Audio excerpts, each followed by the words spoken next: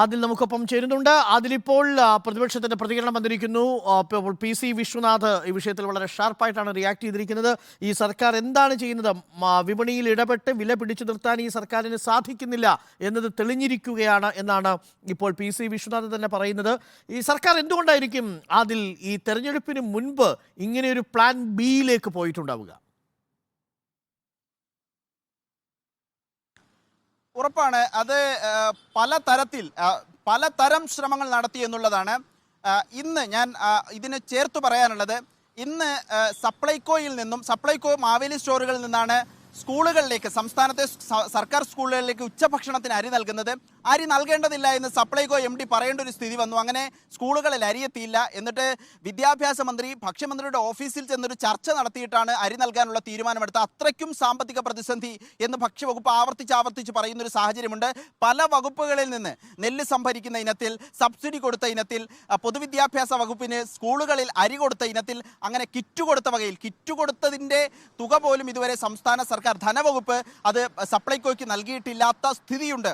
ആ നിലയിൽ പല തരത്തിലുള്ള പണക്കുടിശ്ശികൾ കാരണം സപ്ലൈകോയുടെ സാമ്പത്തിക നില തന്നെ താറുമാറായ ഒരു സാഹചര്യമുണ്ട്.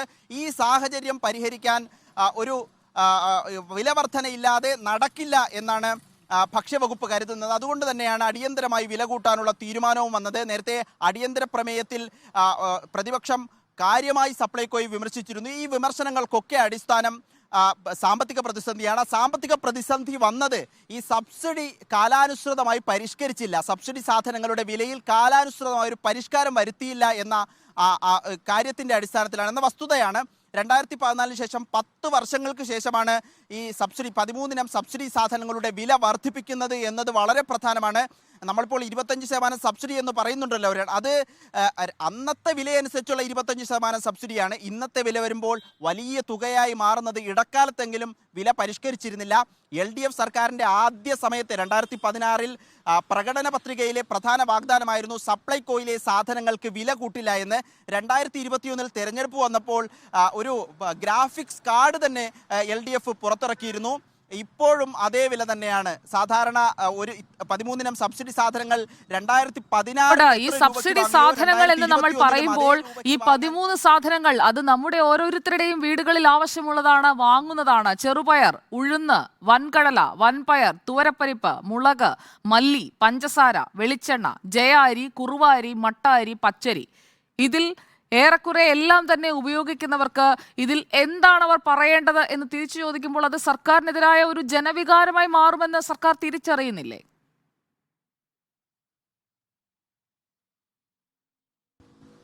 ഉറപ്പായും ഈ സർക്കാരിനെ അത് അലോസരപ്പെടുത്തുന്നുണ്ടാകും. പക്ഷേ അത് വിവാദങ്ങൾ പതുക്കെ അങ്ങ് തണുക്കുമെന്നാണ് സംസ്ഥാന സർക്കാർ കരുതുന്നത്, ഭക്ഷ്യവകുപ്പും കരുതുന്നത്. ലോക്സഭാ തെരഞ്ഞെടുപ്പ് സ്വാഭാവികമായും 1-2 മാസങ്ങൾ കൂടി ഉണ്ടാകും. അതിനിടെ തന്നെ ഈ വിവാദങ്ങൾ പതിയെ കെട്ടടങ്ങും. മാത്രമല്ല ആളുകൾക്ക് തന്നെ ഈ വില വളരെ കുറവാണ് എന്ന ധാരണയുണ്ട് എന്ന് ഭക്ഷ്യവകുപ്പ് കരുതുന്നുണ്ട്. വലിയ തോതിലുള്ള പ്രതിഷേധം ഉണ്ടാകില്ല എന്ന വിലയിരുത്തലാണ് ഇപ്പോൾ ഭരണപക്ഷത്തിന്, പ്രത്യേകിച്ച് സർക്കാരിൻ്റെ ഭക്ഷ്യവകുപ്പിനും ഉള്ളത്. മറ്റൊന്ന്, ഞാൻ മുൻപ് പറഞ്ഞതുപോലെ അനൂപ് ജേക്കബ് മുൻ സിവിൽ സപ്ലൈസ് മന്ത്രിയാണ്.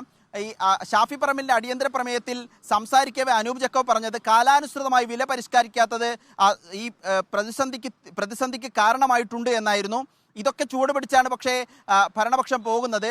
അപ്പോഴും പ്രതിപക്ഷം നാളെ മുതൽ ഇക്കാര്യം വലിയ തോതിൽ എടുത്തുയർത്തുമെന്ന കാര്യത്തിൽ ഒരു സംശയവും വേണ്ട.